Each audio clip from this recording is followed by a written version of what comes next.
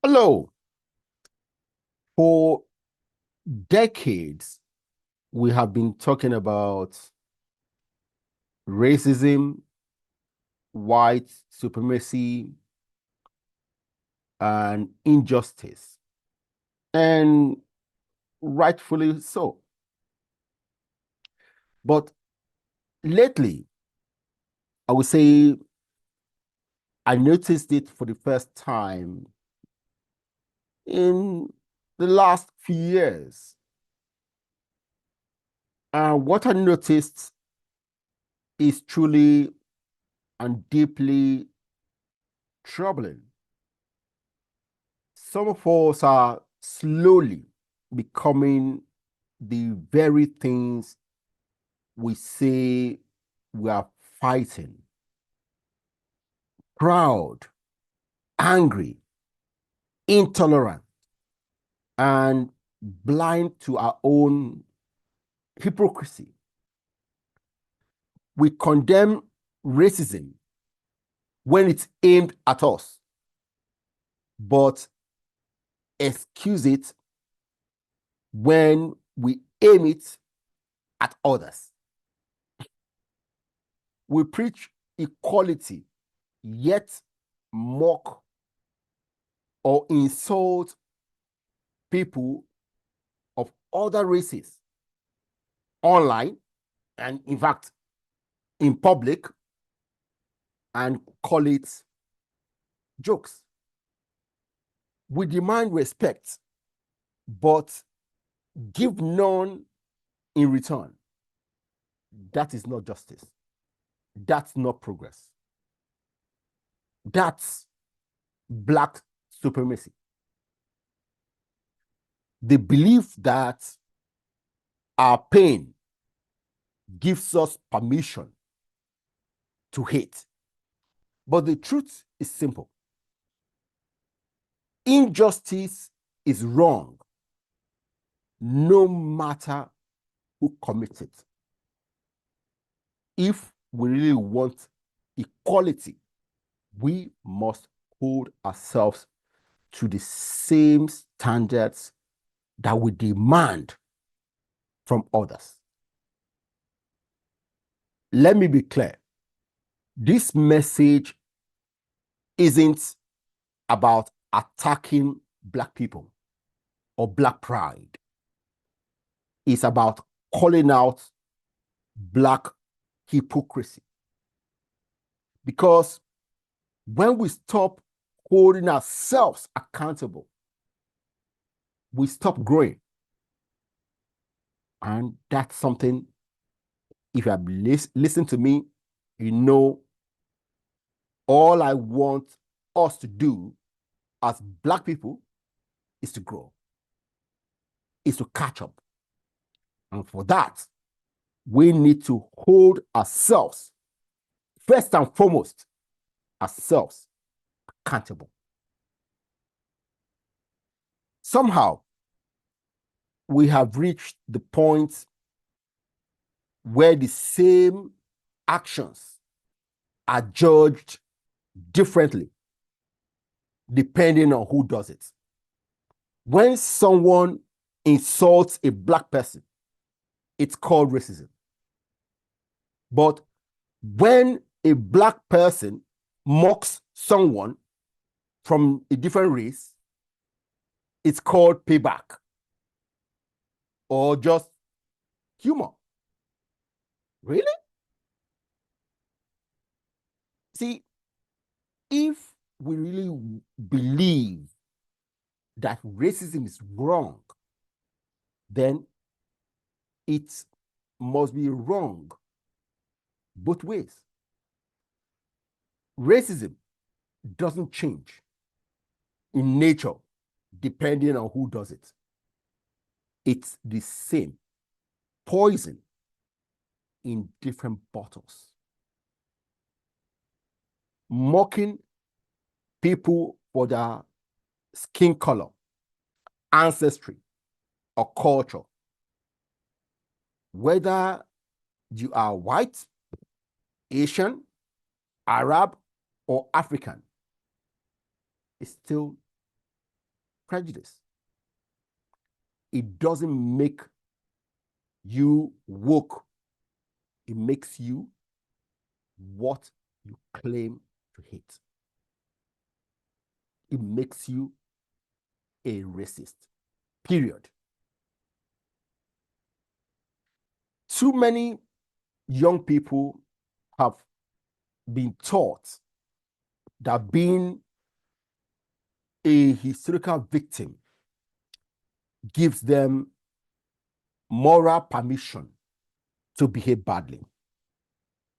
They say, well, they did it to us first.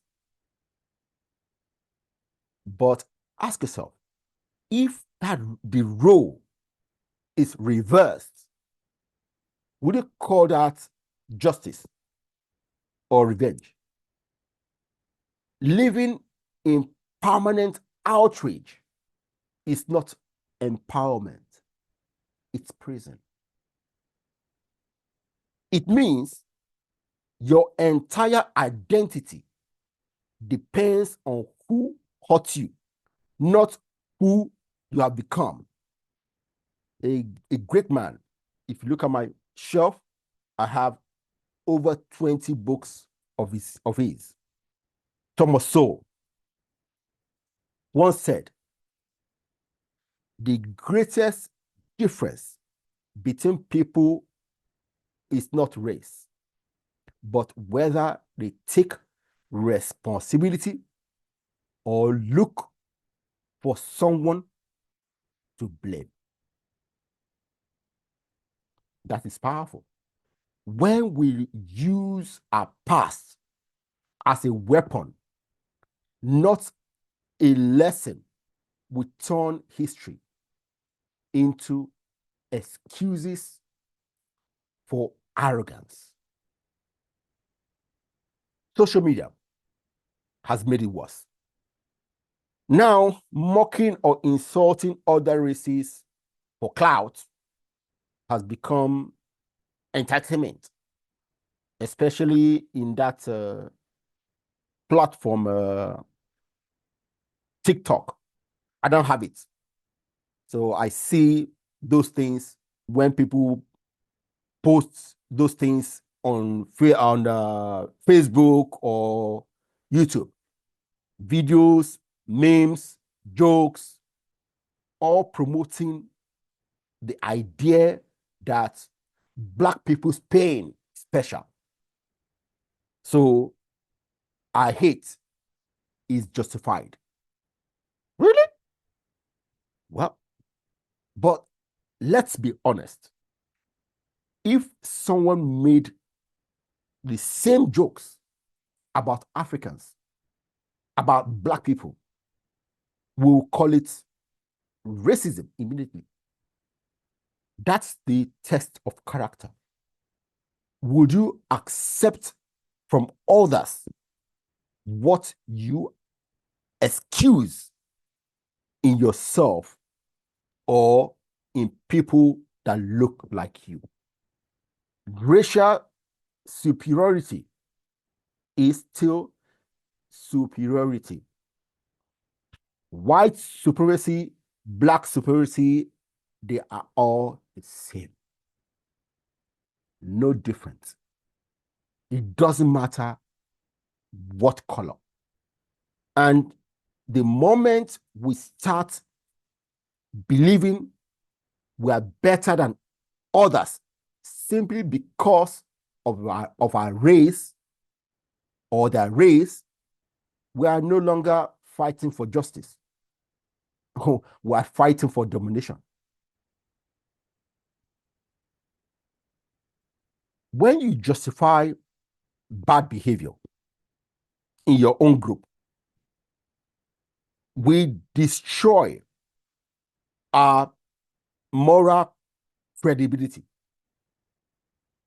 Nobody takes a cry for equality seriously if we only want it for ourselves. The world listens to people who are fair, not people who are angry and inconsistent. Although what I've seen in the last few years tells me there are so many people in the world now in prominent position who are buying into all these victim of oppressor issues. What still? We kill our own growth. If we blame others for everything, we never fix ourselves or the broken things and systems around us. If we see every disagreement as racism, we stop thinking critically. That's how entire generations become emotionally fragile and intellectually weak, obsessed with offense instead of progress. And this is it. Serious people of other races will stop sharing and discussing important things with us because they don't want to be called or labeled as racist when they have the inevitable disagreement with us. We can't build strong nations with this mindset. Africa won't rise through emotional outrage. It will only rise through discipline, logic, creativity, fairness, and genuine collaborations. Here's one truth I talk about all the time. There is no equality in nature. Yes. But as human beings, we have equality. At least we try. So human equality only exists when the rules apply to us equally. We can't build justice on double standards. We can't demand respect by disrespecting others. If something is racist, when they say it to us, it's racist when we say it to them. If oppression is wrong in one direction, it's wrong in the other direction too. And that's not weakness. It's maturity. It takes strength to be consistent. It takes character to live by the same principles and rules that you demand from others. That's how true leadership begins. That's how real freedom works. So let's stop this breakdowns, pretending that our anger makes us righteous. Let's stop confusing vengeance with justice. There is nothing truly called social justice. No, there is justice. Because if we keep copying the arrogance of the so-called oppressor, we will become the next generation of oppressors, just with darker skin. The goal isn't to switch sides. The goal is to end the cycle altogether. And that starts with one principle: treat people as individuals, not as groups, not as races, because we are all parts of the same race, the human race. We are one family. And that's what we are fighting for all along. We just need to live it. Being proud of who you are is beautiful. I am proud of who I am. But believing that pride gives you the right to hate others, that's corruption of your being, of your humanity. We don't win by reversing sides. We win when no one has to fear mistreatment because of the color of your skin. That's what real equality looks like. One standard for everyone. One. If we say we want justice, we must live justly. If we demand respect, we must give it freely. And if we cry for equality, we must prove that equality is possible, starting with ourselves. The real revolution isn't black supremacy or white guilt. It's moral consistency. That's what separates progress from revenge and leadership from bitterness. So, before we speak, post, or act, ask yourself, am I fighting evil or am I becoming it? Because at the end of the day, the future belongs to those humble enough to seek truth and strong enough to live it. If you enjoyed this video, give it a thumbs up, put your comments, because as I said all the time, I want us to talk about these things. And if you haven't subscribed to this channel, please do so, because it helps us to spread the message. All right? Thank you very much. Bye.